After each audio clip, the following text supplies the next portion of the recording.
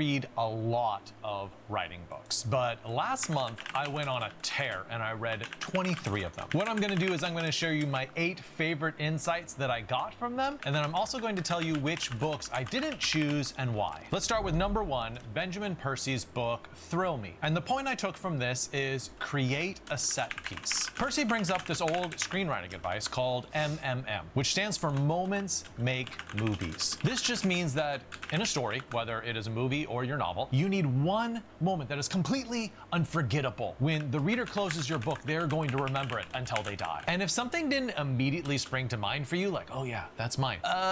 Yeah, it's definitely Sade's death. 100%. I just imagine his grand speech at the end, basically stating that you're all fools, your eyes are closed, you'll never see the truth, and you're all living in your own graves. And then the monarch fucking cuts his head off. And it's just like, oh my fucking god. And you know it's completely embellished to a point to make a point because it's a play, but it should hit all the fucking same. Because the idea is that's basically what happened. And they're trying to do it like one for one from witness testimony, essentially.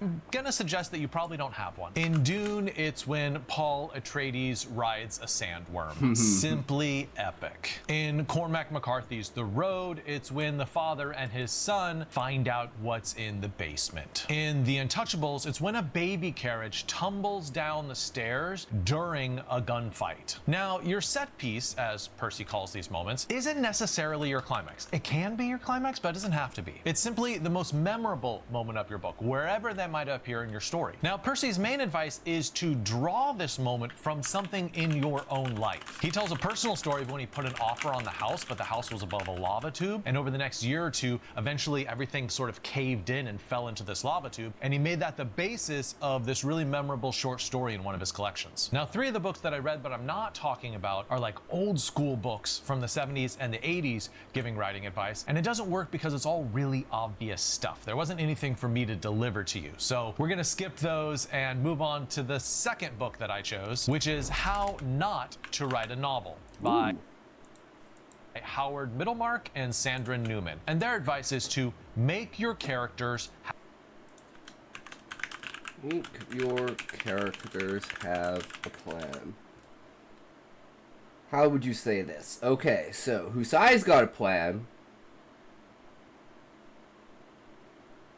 and a goal.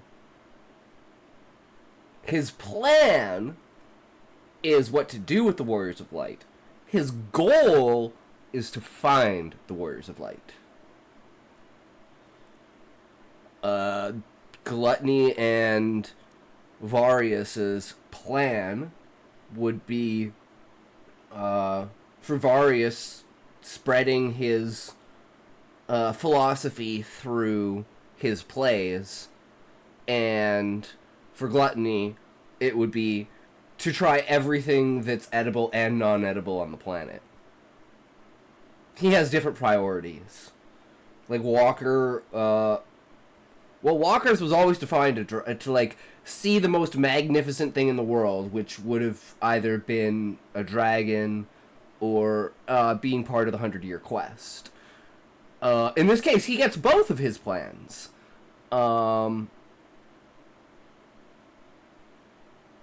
Hildebrand's plan is to bitch out and be like, yeah, I ain't having none of this. And Yap's plan... Yap's a little bit of an odd out, because Yap's following Walker. And she's kind of stuck in the middle between Hildebrand and Walker. Because she understands why Hildebrand doesn't want to be an adventurer anymore. But she doesn't want to leave Hildebrand behind. Hildebrand's like, don't worry about it, man. Go live your dream with Walker. You guys want to be adventurers? I'm still going to be here. I'm just going to be doing something a little bit different. Right? Have a plan. So in this book, they're talking about complications and pacing, especially in the middle of the novel. And they bring up, like, listen, You need to have your characters have a plan. A plan can fuel your plot. A plan can sustain that sometimes saggy middle of your novel. A plan foreshadows. It tells the reader what they can expect in the next pages of the novel. It helps the reader anticipate what's going to happen. If you have some element of romance in your book, then a plan could just be a plan to win the love interest. Some sort of scheming so they can win over their hearts. If you're writing some sort of swashbuckling adventure or some kind of thriller, your characters also need some kind of plan to give organization to the plot. And of course, every single heist storyline obviously needs a plan of how they're going to carry out the heist. Even a book about slavery, right? They have a plan for how they will escape. But remember that this book is called How Not to Write a Novel. So what Howard and Sandra say is the big mistake that some writers make is making things go according to plan. They say when there is a plan, things cannot go according to it, because then in that case, there's no excitement for the reader. It needs to diverge in some way. They need to make the best plan possible, but then something goes wrong. Maybe they have to adjust. Well, it takes everything Husai has, and he literally has to break the rule imposed on him by Gaia to not spill the beans. And he says, I've tried fucking everything. I can't win her over. I'm going to spill the beans. And spilling the beans is what wins her over. So he has to completely break every pretty much vow he's taken. And like, even like to an,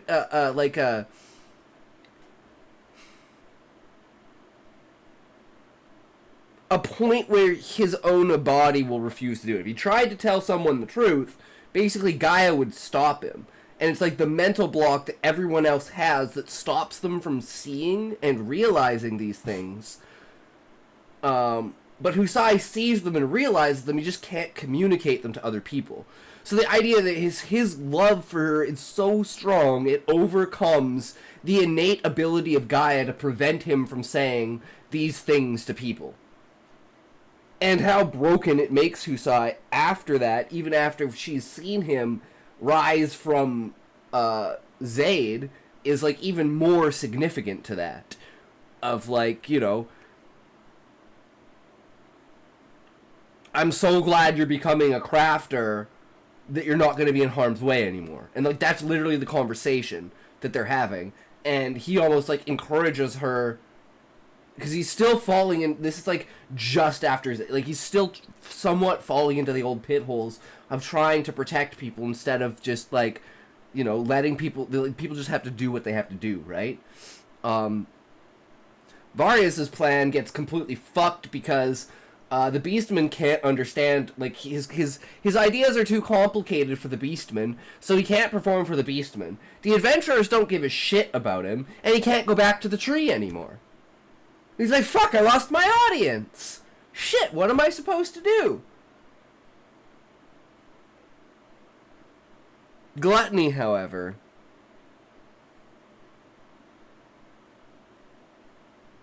he likes to try anything, so maybe he almost dies or something like that from eating something. And they're like, dude, you really gotta stop doing it. He's like, I gotta eat it, even a little bit. He's just, I don't care.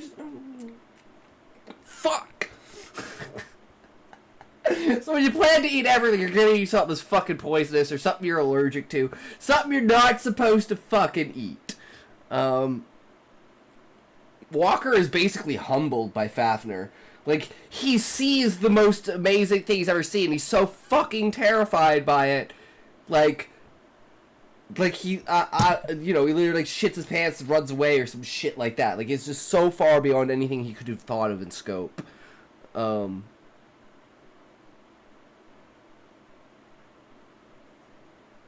Then obviously for Zaid, things don't go his way because he fucking dies. In some way, or change their strategy on the Or even at the beginning, Zaid's plan to try to leave the tree and Husai catching him and being like, nah!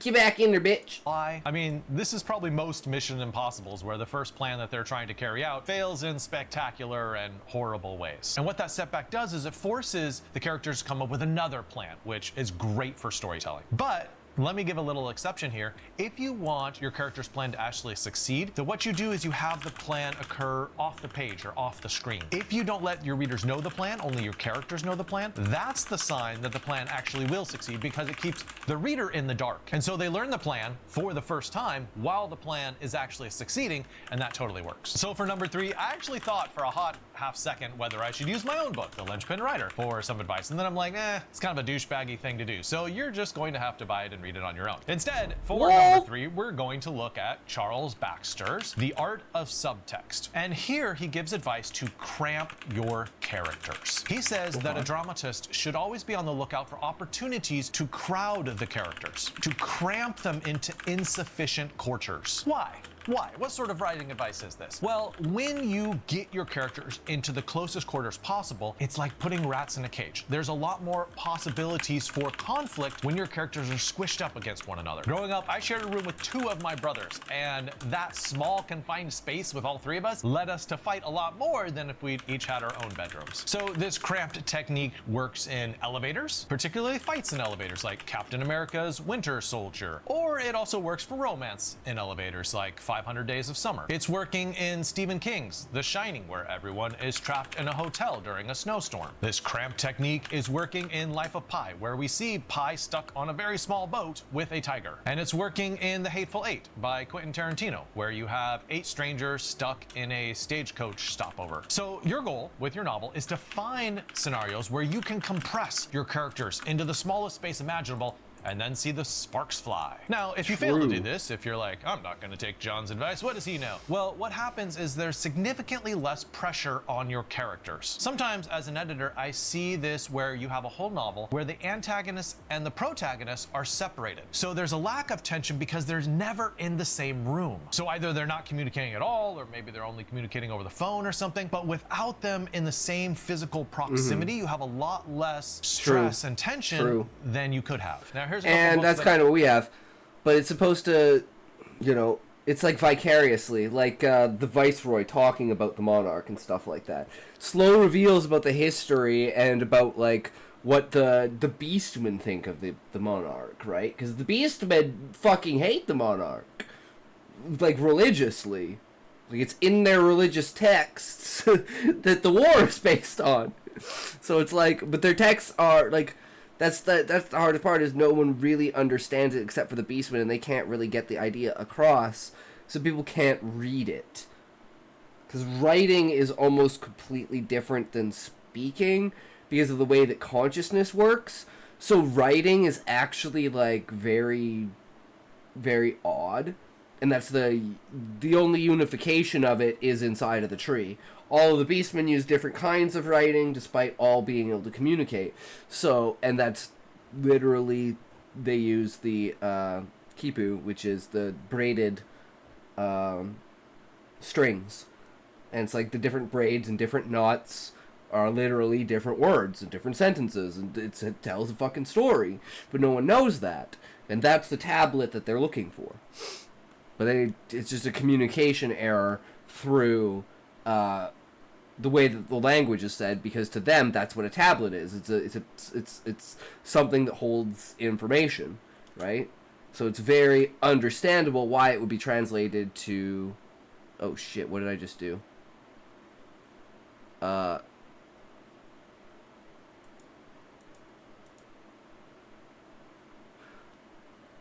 was I saying? Shit, I forgot. In the same room. So either they're not communicating at all, or maybe they're only communicating over the phone or something, but without them in the same... Oh, the other thing is that you think kind of like, you're supposed to think off the bat like, oh, Beastmen are bad. And you find out the difference between bad Beastmen and good Beastmen. And then there's the idea of, oh, well, we have the total amount of octopi, avians, and insectoids versus only having like a specific type of beastman, because especially in the beginning area, like each city is based in a different beastman territory, but as you get further and further away from the tree, the cities get smaller, and just the territory in general and like the influence that adventurers have is like smaller. So on the further outskirts, it's more beastman territory than it is adventuring territory. But Ifrit, Garuda, and Titan, I believe, are the closest cities to the tree. And then everything else is on the fringe, on the outskirts. Like Shiva's at the north, Leviathan's at the bottom. Rama's either to the east or the west. I can't remember. But yeah. Physical proximity, you have a lot less stress and tension than you could have. Now here's a couple books that I read, but I ended up not drawing anything from. They're actually, all three of them are fantastic books, and I recommend you read all of them. But I've talked a lot about those topics in my Bookfox Academy videos, and I didn't want to repeat them in this video. For the fourth lesson, let's look at Lajos Egri's The Art of Dramatic Writing. And a great point that he makes in this book is you need to create Tri-dimensional characters.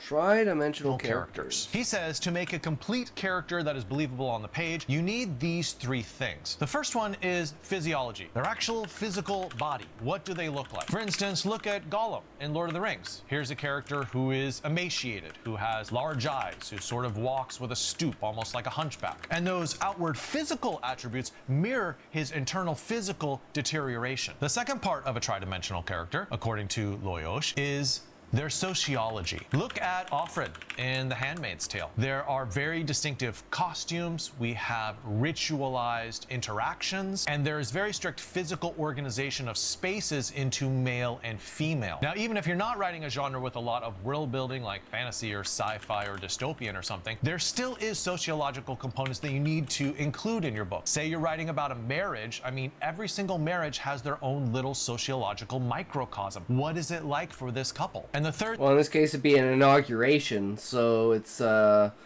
someone coming into power in a royal status.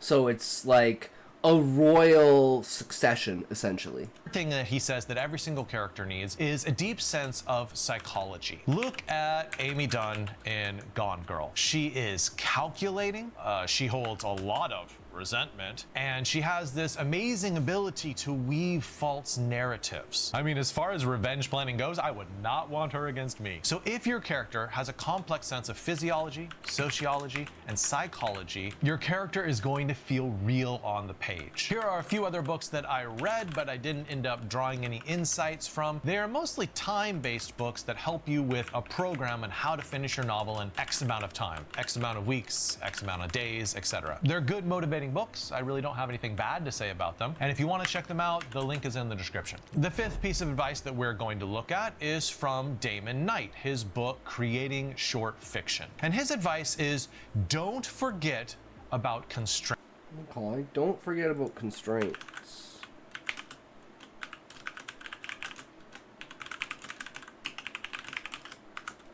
This goes back to the limits of a magic system say more about it than what it can do.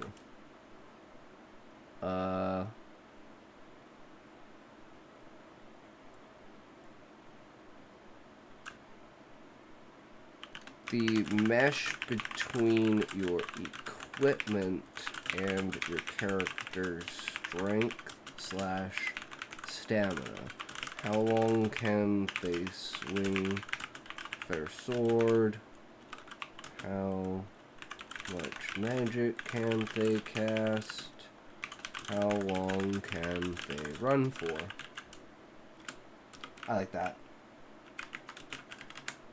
Gives you more of a sense, because limitations are super important. So constraints are actually really good for creative work. If you go into a project and you just have a completely open canvas, it's much more difficult to write a compelling story. And really, my advice is to artificially create constraints for your fiction. Yeah, self-impose those suckers. That's right, say, I'm not going to do this. Damon Knight offers these little Goldilocks illustrations to show his point about constraints. You can't have too few constraints. This is when the character is in he's a rocking desert the stash and today. can go Yeah, in the any last couple of direction, and that videos he's creates a had a problem for the stash, story. bro. It's You can pretty also sick. have too many constraints. This is when a character is in a well and the well's covered up and the character doesn't have any options for what to do. Also, maybe the novelist doesn't have any options for what to do. But he says the just right amount of constraints is putting your character in a maze. There are multiple options, But there's not infinite amount of options. So what are some constraints that you could do in your own fiction? I got examples. Let's check out these 4. First, establish time limits. The story has to take place within this time frame. I hate time limits, not doing that. Like Michael Cunningham's The Hours. The entire novel takes place within a single day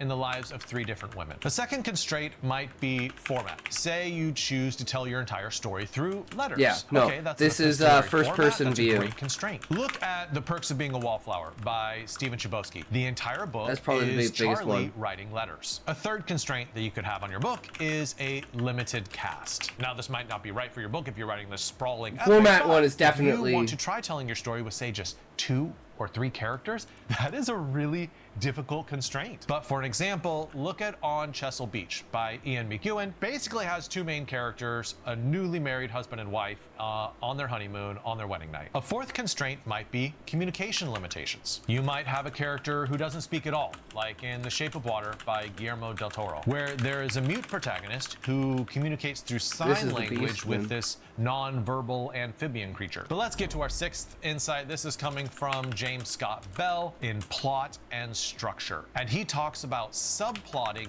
your way to greatness. Now, I'm sure that all of your concentration in your book has gone toward the main plot, right? Nah, not really, actually. How much attention have you given to your subplot? And You give way too much attention to the characters he themselves. talks about the difference between your main plot and your subplot. He says that the subplot is thematic, and that the subplot is concerned with what your main characters need to learn. He also divides them by saying that the subplot is often interior and personal, while the main plot tends to be more public and external. For an example of this, let's look at The Hunger Games by Suzanne Collins. The main plot is Katniss participating in the games and then later on leading a revolution. The subplot would be her conflicted feelings about Peeta and Gale. Or look at the movie Arrival, which was based on a novella called Story of Your Life by Ted Chiang. The main plot would be the linguist Banks leading a team to communicate with aliens who have landed on Earth. The subplot would be the way that Banks gains a non-linear perspective of time and then makes a really difficult choice to have that child despite knowing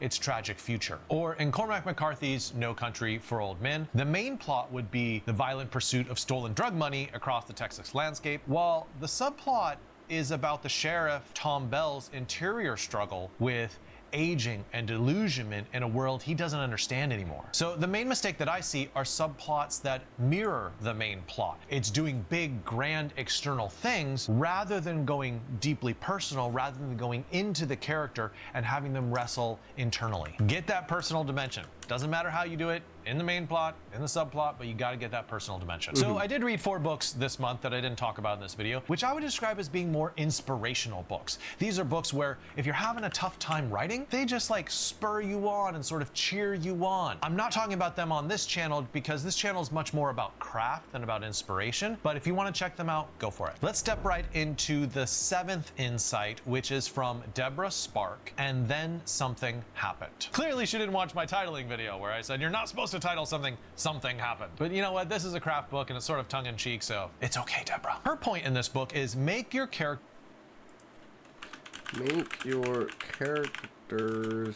psychology match their prose.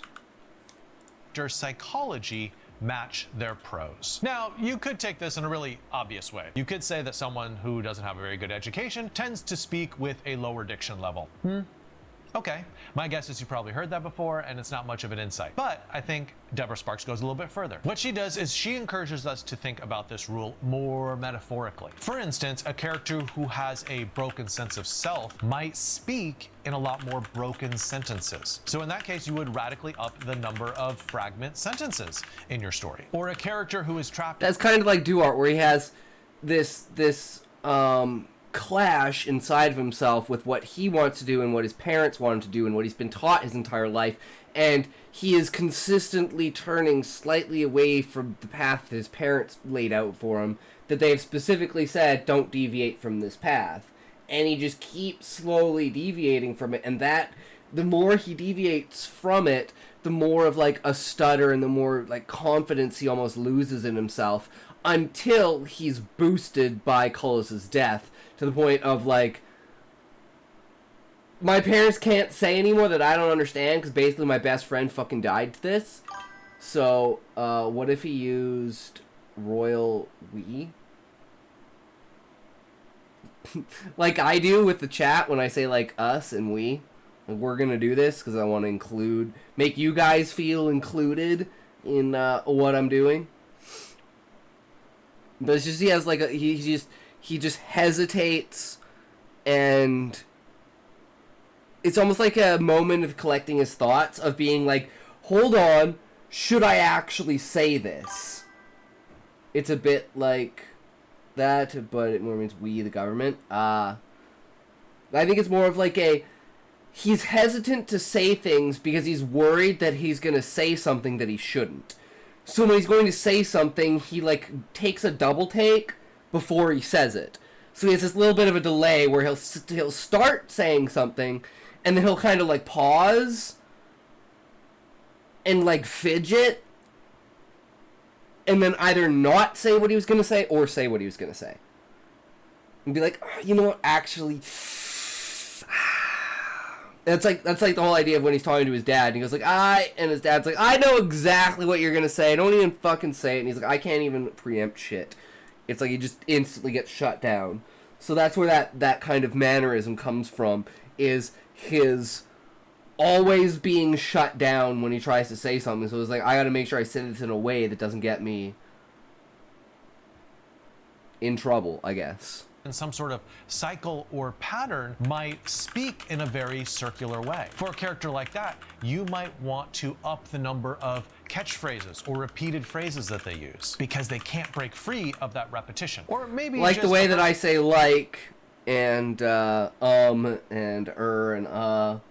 and what's the other one? Right? It's like, I literally, every day I go through and I'm like editing,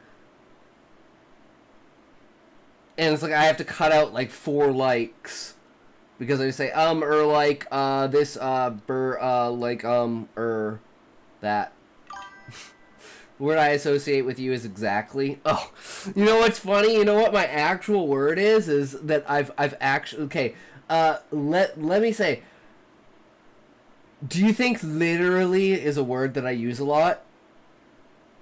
Because it used to be like the word that I use. I would just say literally for everything. The point, my entire family just look at me and go like, "Oh, literally?" Like they see me and they go, "Oh, literally?" And it's just like, oh my god, it's such a fucking meme in our family. Because I'll just say, "Yeah, fucking literally," and they're like, "Literally?" Can't recall you saying it much on here. Okay, that's good because I've been trying to work it out of my vocabulary. Unless I, like, should say it. Because it's actual literally. Like, we should literally make all of the government resign. Who is very uncertain about where to Or I guess a better way to say it is, if you had nothing to do with Jeffrey Epstein, you have to resign. And see how many people resign. in life, they will end up using a lot more qualifiers in their speech. So they often use words like maybe and perhaps and I think. Now, there are 2 other books that I read this month that are sort Literally in Minecraft. of compendiums of advice. Lots of little tidbits in little short sections. If you learned really well in that format, once again, the link is in the description. Check these 2 out. Now, the very last insight that we're getting from the books that I read is by Jamie Attenberg, and it's called 1,000 Words. This is an anthology of a whole bunch of different authors, and we're gonna look at advice from Disha Filya. She says, use mathematical formulas. Hey, this is what I do.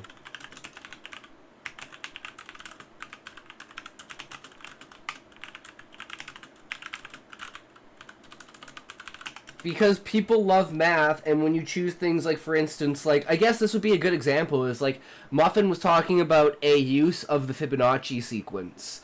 Structuring of a story could easily use the Fibonacci sequence for different, for hitting different notes and points in the story. And it's almost an expectation at this certain point that this thing happens. And you can build that expectation through having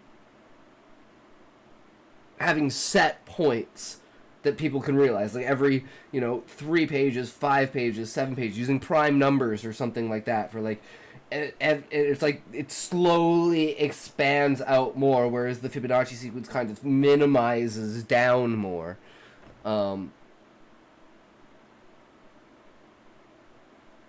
Just creating my own formulas, like thinking about the characters and the plot and the locations and the time periods, especially for like creating the backstory for the world and everything like that.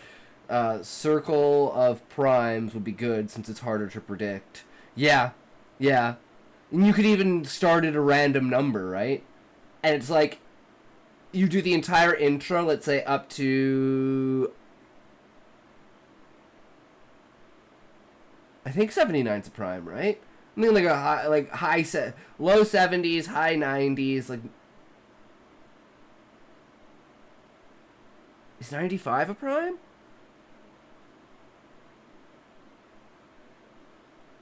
I don't know, but something like that.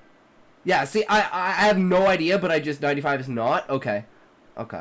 Oh, it's a multiple, it's not, it's 5. I'm fucking retarded. It's a multiple of 5. I'm an idiot. Of course, duh. See, something like, you hit page 79, and then from there, every chapter is a prime number, and each chapter gets, exponentially longer, until it's like, almost the last quarter of the book is an entire chapter. Just as, like, something completely different that no one would expect, but it follows this lineage that almost feels natural. So that's a good way to, like, go outside of the bounds and still feel, like, for some reason grounded and natural. And they won't know why, but they'll feel that way. And that's because it has a mathematical presence to it. To structure your books. Now, I gotta say, I have not heard this advice before, and trust me, I read like an enormous amount of fiction craft books. So I find this approach very interesting and also very counterintuitive, because you think like math is kind of the opposite of fiction, isn't it? Well, to her, no. She really likes using if-then statements, which basically she takes from conditional statements in geometry. She uses these conditional if-then statements to describe her plot. If the protagonist establishes firm rules of engagement while having affairs with married men, then she'll maintain the upper hand. But she also offers this second if-then statement. If she maintains the upper hand, then she'll be happy. And the reader's like, oh, I don't think that's true. That's exactly where the plot flourishes, right? That the character's belief is probably not true. Sometimes Phil Yaw thinks about her plot in terms of an algebraic equation. Well, that's like Husai. Like, he doesn't want to be the chosen one, and he thinks if he ever is the chosen one, he's gonna fail. So he just doesn't want to think that he's the chosen one. But it just keeps being thrown in his face that, yeah, maybe he's the fucking chosen one. And the time that he accepts that he's the chosen one is the one time he gets denied. Because he's like, fuck it, fine. If I'm the chosen one, take me over. And the guy's like, it's not really how it works. Sorry. Like, he's like, but you made me this way. And it's like, yeah, but again, like, you won't be able to understand, but it's way beyond your comprehension. But like, I made you so we could communicate. I didn't make it so you could survive my, like, embedding of your consciousness. And you don't understand the stakes of losing your consciousness. So it's like a child trying to consent to something, and the parent's like, you don't understand what that's gonna mean in 20 years from now. Like, dude, if you get the brand from Berserk on your face at 8 years old or 12 years old, you're gonna have a bad time when you're 25.